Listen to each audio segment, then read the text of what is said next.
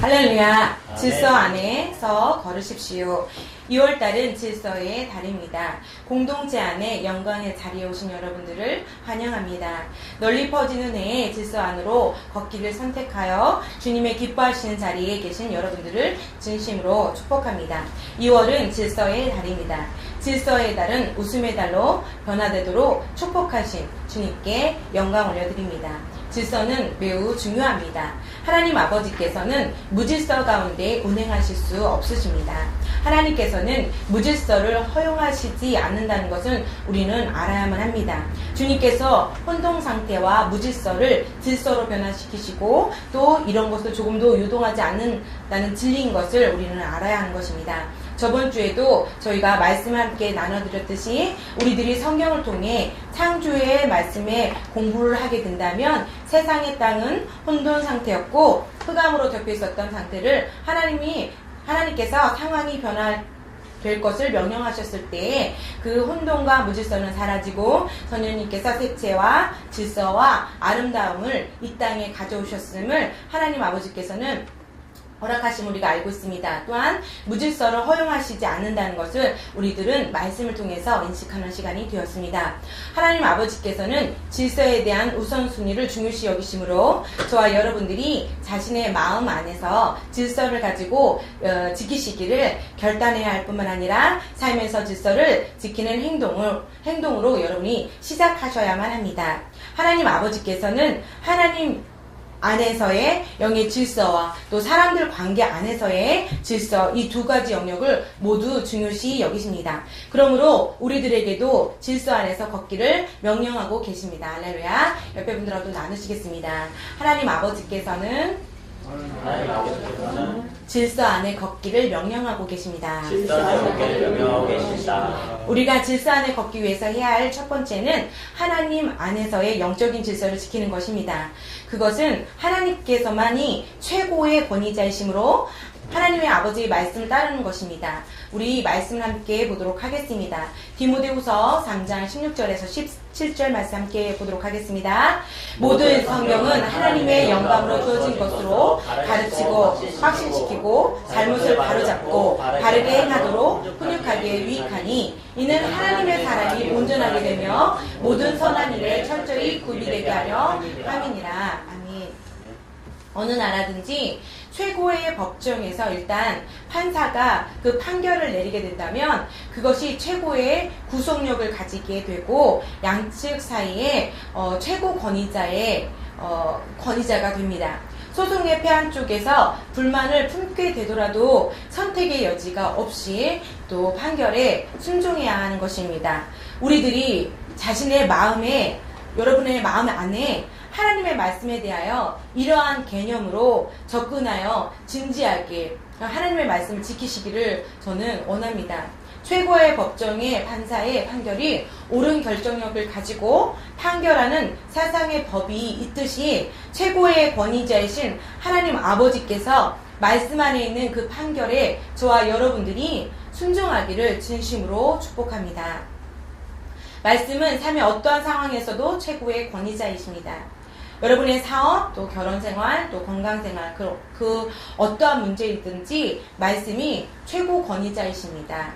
어떠한 문제에 관해서든지 말씀이 그 문제의 환경과 상황에 관하여 말씀하고 계시다는 것을 여러분 스스로가 발견하게 되신다면 그 즉시 환경과 상황이나 여러분의 육적인 감각적인 것에 대해서 말하고 생각하는 것에 개의치 말고 말씀에 맞추기 시작해야 합니다.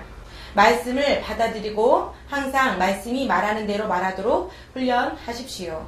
그렇게 우선순위의 질서를 여러분의 심령 안에 잘 선택하여 결정할 때에 여러분들에게는 승진이 있고 영원한 성공을 보장받는 것입니다.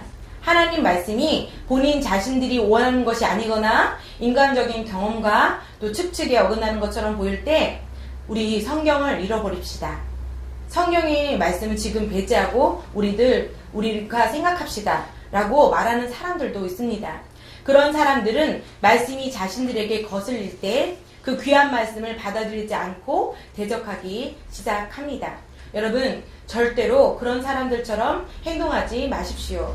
말씀에 어긋나는 행동을 하지 마십시오. 여러분들이 이미 특정한 어느 한 길에 걸었고 그것이 말씀이 아닌 길이었지만 그런 삶으로 오랫동안 걸어왔던 경험이 있을지라도 하나님의 말씀이 빛을 통하여서 그 삶의 태도들이 잘못된 길이었다는 것을 발견하게 되신다면 여러분 지혜롭고 겸손하게 말씀에 돌아서서 주님께서 말씀하시는 그 말씀대로 생각하고 말하고 행동하기 시작하십시오. 할렐루야. 옆에 분들하고 나누십시오. 지혜롭게 하나님 말씀에 생각하고 말하고 행동하기 시작하십시오 라고 권면해 주십시오. 지혜롭게 하나님 말씀에 생각하고 말하고 하십시오. 네, 여러분의 선택의 말씀이 질서 안에서 걷기를 진심으로 권합니다. 하나님의 말씀은 진리입니다. 진리는 실제라는 의미입니다. 그래서 이 세상의 말씀보다 더 실제적인 것을 없음을 말씀해 주고 계시는 것입니다. 우리 함께 고백하겠습니다. 말씀은 진리입니다. 말씀은 진리입니다. 진리는 실제입니다. 진리는 실제입니다. 그러므로 말씀이 우리들의 삶의 모든 영역에서 최고 권위자가 되게 여러분 질서를 지키십시오. 그러기 위해서는 우리들이 해야 할 태도들이 있습니다. 항상 영적인 권위를 존중하십시오. 영적인 권위의 명령들을 따르시고 그분들의 말씀에 순종하십시오. 사무엘상 15장 22절 말씀 함께 보도록 하겠습니다. 그러자 사무엘이 말하기를 주께서 번제와 희생제를 주의 음성에 복종하는 것만큼 크게 기뻐하시나이까? 보소서 복종하는 것이 희생 제물보다 낫고 경청하는 것이 순양의 기름보다 낫나이다. 여러분들에게 영적인 명령이 주어졌을 때 이러한 종류의 명령들이 주님으로부터 오는 명령임을 여러분들은 깨달아야 될 뿐만 아니라 그대로 행동까지 이행하셔야 되는 것입니다. 이것은 매우 중요한 일입니다. 이것이 주님께서 주시는 질서입니다. 질서 안에서 순종함으로 겸손한 태도를 선택하시기를 주님께서는 원하기 때문입니다. 예를 들면 사역자분께서 본인의 사역 장소에서 청중들에게 자신들의 마음을 그리스도께 드리기 원하는 사람들은 일어나서 이쪽 앞으로 나오라고 지시할 수도 있을 것입니다. 그 무리 중에서 거듭나기를 원하는 사람이 내가 왜 꼭 앞에 나가야 해? 나는 여기서 내 마음을 주님께 드리겠어 라고 생각하며 일어나서 앞으로 나오기를 거부하고 있다면 그러한 사람들은 이미 성령님의 지시에 불순종하는 행동을 하는 것입니다. 그리고 그 사람은 거듭나지 않은 채로 그곳을 떠날 수도 있을지 모릅니다. 하나님 아버지의 말씀 안에 질서가 아닌 무질서와 겸손한 태도를 선택하지 않는 사람의 안타까운 현장인 것입니다. 또 다른 예로 목사님께서 교회 안에서 성도들에게 우리 금식하면서 기도합시다 라고 말씀하실 때 어떤 사람들은 거부하며 이렇게 말할 수도 있습니다. 저는 제가 원하는 때에 금식하겠습니다. 저는 다른 시간대에 제가 알아서 금식하겠습니다. 이러한 태도들을 가진 사람들은 목사님의 영적인 지시를 따르게 되지 않게 된다는 이 단순한 원리가 하나님의 말씀에 관하여 반역하는 행위를 하는 것과 같음을 인식해야 합니다. 이러한 태도들로 인해서 불순종하는 그리스도인들은 자신들의 삶에서 하나님의 기름 부음의 역사를 줄어들게 하거나 또 하나님의 역사를 방해하고 있다는 것을 깨닫지 못합니다. 성경의 말씀에 따르면 반역이 반드시 반란을 일으키는 그런 의미만이 아닙니다. 반역은 사람이 하나님의 집 안에서 자신들에게 주어진 지시들을 의도적으로 따르지 않는 정도의 아주 작은 일들부터 시작이 될 수도 있습니다. 하나님 집에서 권위에 복종하지 않거나 영적인 지시에 순종하지 않는 사람들은 하나님의 권위를 거부하고 질서를 무너뜨리고 있을 뿐만 아니라 본인 스스로에게 또 다른 권위를 부여하고 있는 것입니다. 그것은 사단의 영역에서 권위를 세워서 변질된 능력의 기름 부음이 움직이고 있다는 것이고 그러한 반역은 슬픈 일입니다. 출애굽기 20장 30절에서 우리 주님께서는 말씀하고 계십니다. 함께 읽어보실까요? 너는 내 앞에 다른 신들이 있게 하지 말지니라. 이 말씀과 같이 주님을 반역하는 사람이 하나님의 권위를 찬탈하는 것을 허락하지 않으십니다. 하나님 아버지께서는 무질서를 허락하지 않으십니다. 여기서 찬탈이란 사람의 왕이나 또 국가의 권력, 정권 등 권위를 반역하여서 빼앗다라는 의미를 갖고 있습니다. 그런 반역의 일들이 일어나면 반역했던 그 그리스도인이 회개할 때까지 주님의 영이 즉각적으로 그러한 사람들을 대적하여 일어나기 시작합니다. 말씀이 증거하고 계십니다. 이사야서 63장 10절에는 그러나 그들은 반역하였고 주의 거룩한 영을 괴롭혔으니 그러므로 주께서 돌이켜 그들이 원수가 되셔서 그들을 대적하여 싸우셨도다. 영적인 명령들을 따르지 않는 것은 자신도 모르는 사이에 하나님과 싸우고 있는 것입니다. 많은 사람들이 그러한 상태에 있습니다. 하나님이 몹시 격렬하게 여기시는 태도들 중에서 특별히 아버지께서 세우신 영적인 권위자들에게 순종하지 않으므로 반역의 영을 나타내기 시작할 때 그러한 사람들은 하나님 아버지와 직접적인 싸움에 들어간 것입니다. 그러나 하나님께 감사합니다. 성경에서 저와 여러분들이 하나님의 순종하는 자녀라고 말씀합니다. 베드로전서 1장 14절 말씀 함께 읽어볼까요? 너희는 순종하는 자녀로서 한 번 더 고백하겠습니다. 너희는 순종하는 자녀로서 아멘. 이 말씀은 우리들이 본성이 영적인 지시를 따르고 영적인 권위에 반역하지 않는다는 의미를 가지고 있습니다.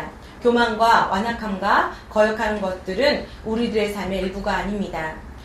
우리들은 겸손을 선택한 지혜로운 자녀들입니다. 옆에 분들하고 나누실까요? 저는 겸손을 선택한 지혜로운 자녀입니다. 저는 겸손을 선택한 지혜로운 자녀입니다.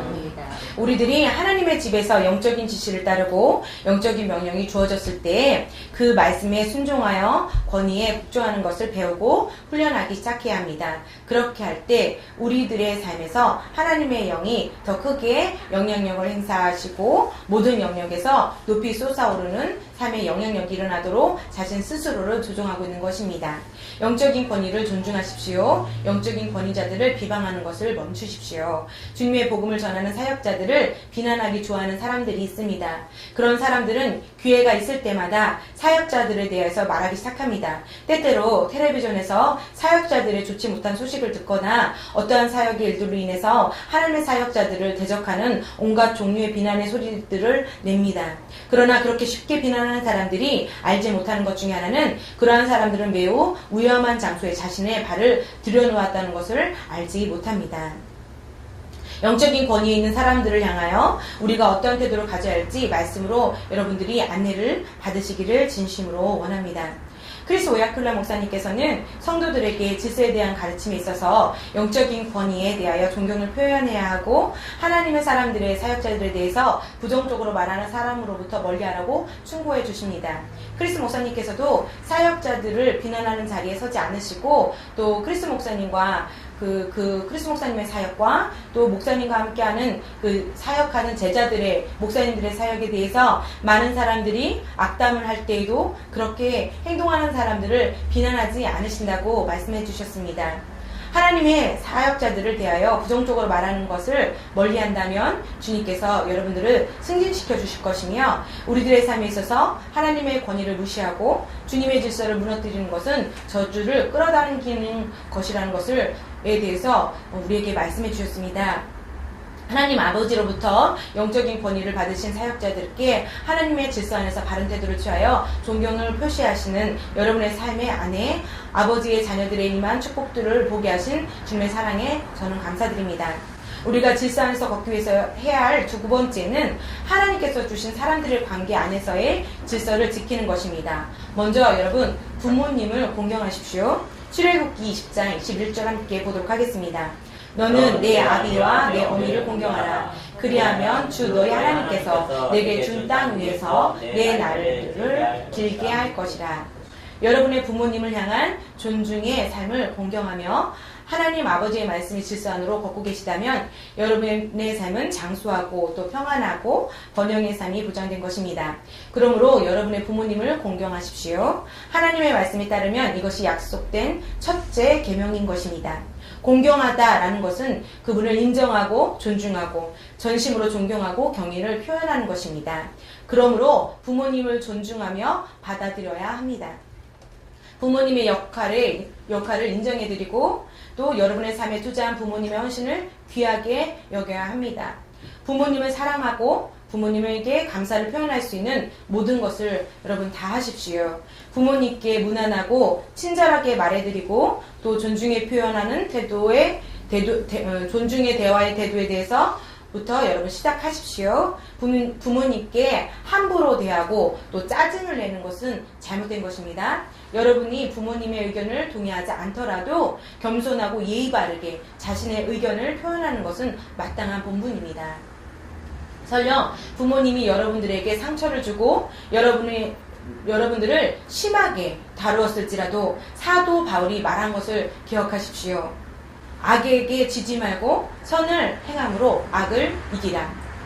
부모님을 모시고 살고 있다면 그분들의 요구하지 않아도 그분들이 마땅히 해야 할 일들이 있습니다. 아침마다 부모님께 가서 문안을 드리고 집 안에서의 책임을 다하십시오. 여러분들이 마땅히 부모님을 위해서 해야 할 일들을 부모님들이 하게 하지 마십시오. 자녀인 여러분이 만약에 집안일을 도울 수 없는 형편이라면 영향력이 느껴지게 할 다른 방도를 찾아내십시오. 그리고 그렇게 행동하십시오. 현재 부모님과 함께 살고 있지 않다면 부모님의 복지를 보장해주는 일과 같은 종류의 일들을 여러분 많이 해야 할 것입니다. 또한 부모님과 좋은 관계를 유지하며 대화하는 것을 배우십시오.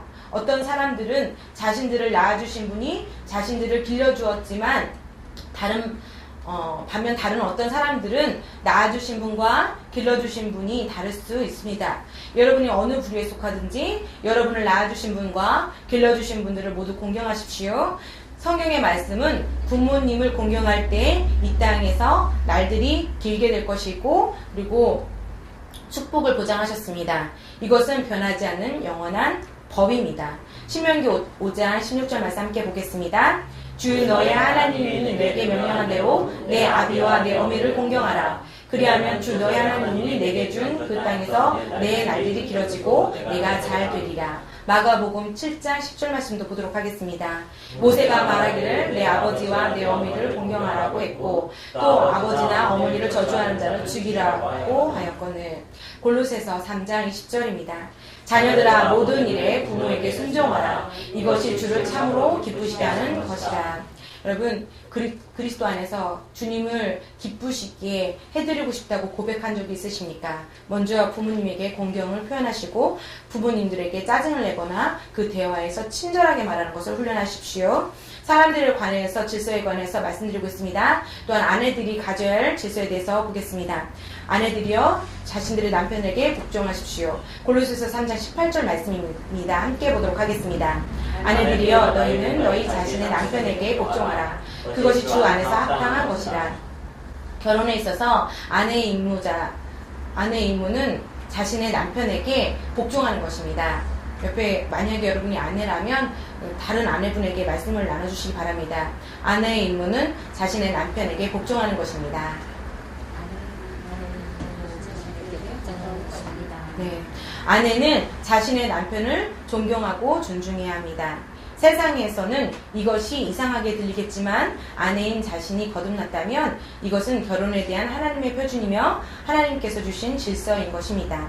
남편에게 복종한다는 것은 남편에게 종이 된다는 의미가 아니라 주님과 하나님 말씀 안에서 남편을 존중한다는 의미입니다. 남편의 권위에 복종하는 것이 여자를 하나님의 최고의 수준이 되지 못하도록 제한하지 않습니다. 이러한 단순한 진리를 다면 많은 사람들이 그들의 결혼 생활에 있어서 심적 고통을 겪지 않게 될 것입니다. 말씀 안에 걷는 것은 분노와 다툼을 없애줍니다. 옆에 분들과 나눠주세요. 말씀 안에 걷는 것은 분노와 다툼을 없애줍니다. 말씀 안에 걷는 것은 분노와 다툼을 없애줍니다. 어떤 여자들은 자기 남편에게 대항하는 것을 좋아합니다. 남편이 오른쪽으로 갑시다 라고 말씀하면 그의 아내는 마음에서 왼쪽으로 돌아섭니다. 여러분 이렇게 해서는 안 됩니다. 아내가 자기 남편을 존경하고 존중하며 격려하는 것은 자신의 남편으로 하여금 아내가 생각해 보지 못했던 방식으로 아내를 귀하게 여기고 소중하게 여기게 되는 긍정적인 영향력을 창조하는 것입니다. 아내의 의견과 충고는 남편에게 상당히 중요합니다. 아내의 참된 아름다움은 그녀의 영 안에 있습니다. 그러나 그러한 내적 아름다움은 아내가 남편에게 순종의 비밀을 배울 때 밖으로 빛나기 시작합니다. 아내가 자신의 남편에게 대항하기 시작하는 순간 그 아내의 아름다움은 사라지게 되는 것입니다. 베드로전서 3장 1절에서 4절 말씀 우리 함께 읽어보도록 할까요? 이와 같이 아내들아 너희는 자신의 남편들에게 복종하라. 너희는 머리를 따고 금으로 치장하거나 옷을 입는 외모로 담당하지 말고 오직 마음에 숨겨진 사람을 썩지 아니하는 것 곧 온유하고 고야한 영으로 담당할지니 그것은 하나님의 보시기에 매우 값진 것이라. 저는 결혼 생활에 있어서 하나님의 말씀 안에 질서를 따라야 할 것을 여러분들에게 권면합니다. 그렇게 하는 것은 결혼 생활을 평온하게 또 아름답게 하는 것입니다. 또한 남편들이 지켜야 할 질서에 대해서 나누고자 합니다. 남편분들이여 자신들의 아내를 사랑하십시오. 에베소서 5장 25절입니다. 남편들아 너희는 자기 아내를 사랑하되 그리스도께서 교회를 사랑하시어 교회를 위하여 자신에게 주신 것 같이 하라. 예, 결혼은 남편과 아내 사이의 아름다운 관계로서 하나님 아버지에 의해서 설계되었습니다. 옆에 분하고 나누세요. 결혼은 하나님 아버지에 의해서 설계된 것입니다. 결혼은 하나님 아버지에 의해서 설계된 것입니다. 네, 성경의 말씀은 남편에 대하여 자신의 아내를 사랑해야 한다고 말씀하고 계십니다. 그리스도께서 교회를 사랑하셔서 교회를 위하여 자신을 주신 것 같이 그렇게 행동하라고 말씀하십니다. 이제 남편인 여러분은 그리스도께서 갈보리 십자가에서 자기의 생명을 주장하지 않으시고 최고의 희생을 함으로써 우리를 향한 주님의 사랑을 증명하신 것을 말씀을 통해서 알고 있습니다. 이것은 남편들이 자신의 아내를 어떻게 사랑해야 하는지 암시합니다. 그것은 자신을 내어주는 희생적인 사랑입니다. 남편분들이 아내분들에게 말씀을 나눠주시듯이 한번 남편분들이 말씀을 나누실까요? 아내를 사랑하는 것은 희생적 사랑입니다. 이러한 것은 남편이 자신의 아내를 최우선으로 여겨야 한다는 의미입니다. 아내를 보호하고 아내를 지켜주고 아내를 위해서 기꺼이 희생해야 합니다. 하나님께서는 남편을 아내의 감독, 즉 아내를 지시하고 지배하는 자가 되지 않게 하셨습니다. 어떤 남편들은 자기 아내에게 자기가 두목인 것을 보여주고자 합니다. 그런 남편의 자리에 있는 사람들은 여러분 그렇게 해서는 안 됩니다. 아내에게 윽박지르고 협박하여 복종하도록 하는 것은 여러분 그런 행동을 하지 말아야 하는 것입니다. 그리스도께서 교회를 사랑하였듯이 아내를 사랑하십시오. 주님은 우리의 단점과 또 죄에도 불구하고 우리를 사랑하셨습니다. 이 주님의 사랑이 남편이 아내를 사랑하는 방식인 것입니다. 성경은 말씀합니다. 베드로전서 3장 7절에 이와 같이 너희 남편들아 아내들을 더 연약한 그릇으로서 또 생명의 은혜를 함께 상속받은 자로서 귀히 여기되 지식을 따라 그들과 동거하라. 이는 너희 기도가 막히지 않게 하려 함이니라. 아내를 함부로 대하는 남편의 기도는 막힐 수 있습니다. 그가 하고 있는 모든 일들이 더 악화될 수 있습니다. 그러면 그러한 남편들은 자신의 아내에 대해서 사랑으로 행동하고 있지 않다는 것이 자신의 처한 공경의 그 책임이라는 것을 깨닫지 못하고 오히려 하나님께 도와달라고 울부짖기도 합니다. 하나님의 방식대로 행동하기로 여러분 선택하십시오. 하나님 아버지께서 주신 사람들 안에서 그 질서를 선택하십시오. 사랑 안에서 행동하는 것을 배우기 시작하십시오. 사랑의 법을 행하십시오. 그것이 영원한 보장되는 승리의 길인 것입니다. 또한 부모로서 자녀들에게 지켜야 할 질서에 대해서 나누겠습니다. 아이를 그가 마땅히 가야 할 길로 훈육하십시오. 잠언 22장 6절 말씀 함께 보도록 하겠습니다. 아이를 그가 마땅히 가야 할 길로 훈육하라. 그리하면 그가 늙어도 그 길을 떠나지 아니하리라. 때때로 우리는 자신의 자녀들을 불신자들처럼 성장하게 하는 그리스도인들을 발견합니다. 그것이 누구의 책임입니까? 라고 물을 수도 있겠지요. 사실은 자녀들은 주님의 방법으로 훈육하지 못한 것은 부모의 책임입니다. 그리고 항상 그 아이들만 책망해서는 안 되는 것입니다. 이는 하나님의 말씀이 그렇게 말씀하고 계시기 때문입니다. 그러므로 의의 길로 가지 못하는 아이들을 보게 된다면 그것은 그 아이가 생명의 길 안에서 선택하고 행동하도록 훈육되지 못한 경우들입니다. 본인이 부모님이라면 특별히 자신의 자녀들이 어렸을 때 자녀들을 향한 비전을 가지고 있어야만 합니다. 그 아이들이 장성하기 전에 그들에게 무엇을 해야 하는지 어떻게 살아야 하는지 가르치기 시작하셔야 합니다. 자녀들이 인격이 형성되기 시작할 때부터 올바른 일을 하도록 자녀들을 훈육하십시오. 다윗은 지혜로워서 그의 아들에게 자신의 행한 대로 인도하였습니다. 잠언과 전도서를 공부하시게 된다면 솔로몬이 그의 아버지의 권면을 경청했음을 발견하게 될 것입니다. 하나님께서 솔로몬에게 나타나셔서 너가 원하는 것이 무엇이냐고 물었을 때 솔로몬은 무엇을 구해야 하는지 정확히 알고 있었습니다. 이는 그가 바르게 훈육을 받았었기 때문입니다. 솔로몬의 아버지 다윗은 자녀인 솔로몬에게 지혜를 선택해야 하고 지혜를 그 어떤 부귀보다 귀하게 여기라고 가르쳤습니다. 나는 우리 아이들에게 어떠한 것도 강요하지 않아요. 저는 그 아이를 스스로 선택하도록 내버려 두어요. 그 아이의 선택을 저는 스스로 존중합니다. 라고 말하는 무책임한 부모님들도 있을 것입니다.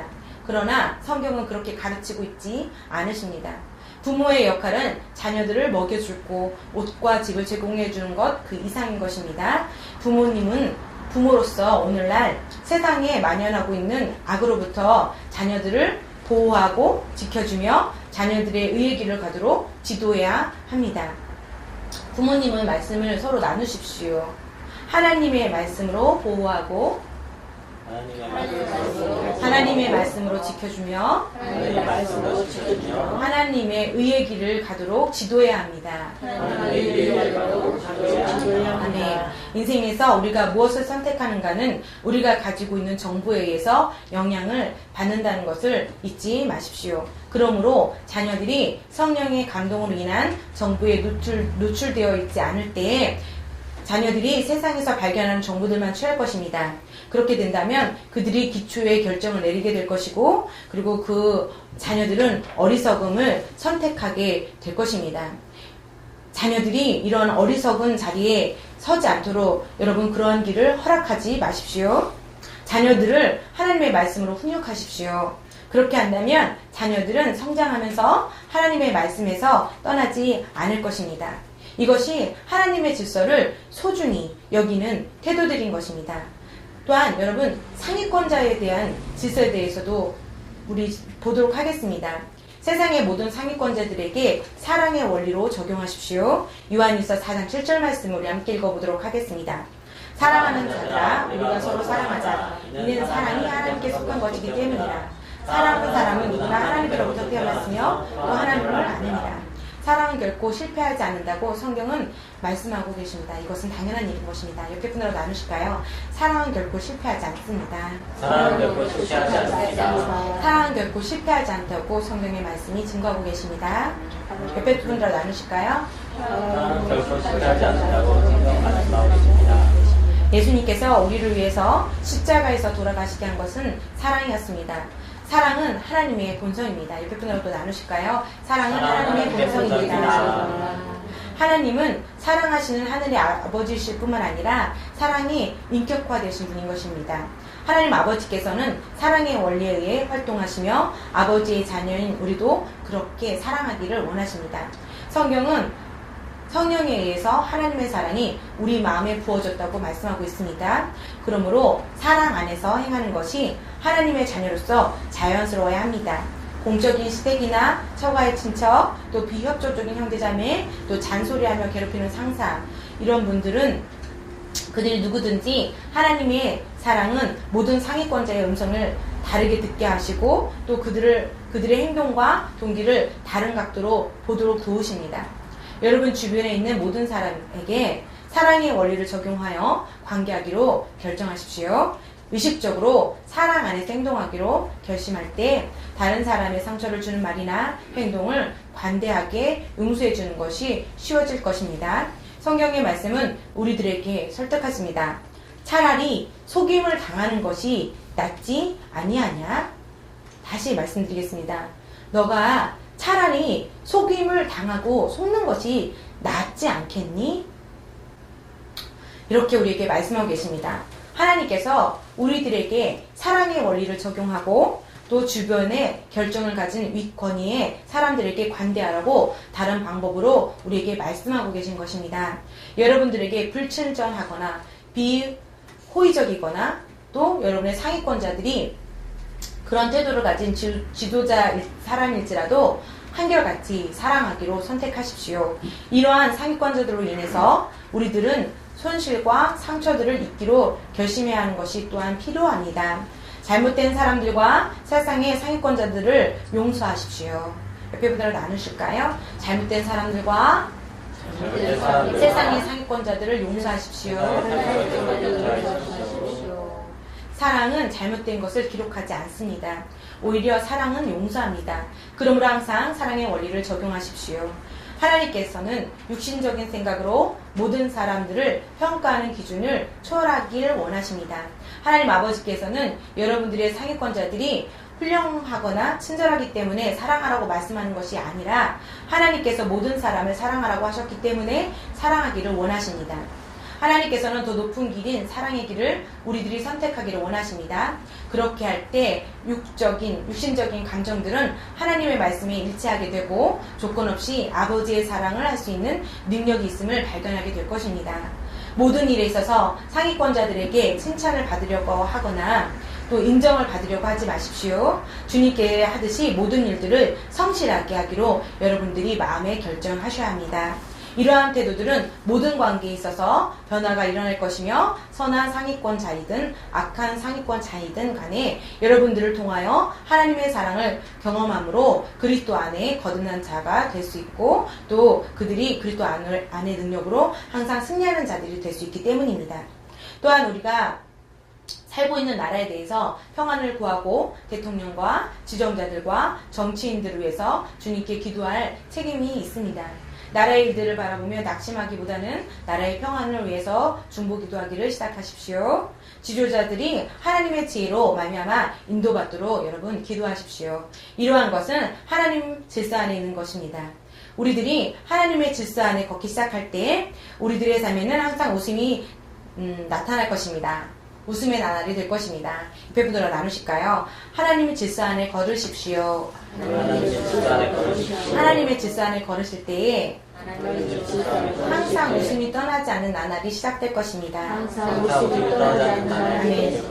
우리들의 승리와 성공과 승진과 신선한 건강들과 재정의 풍요들이 보장되는 것이기 때문입니다.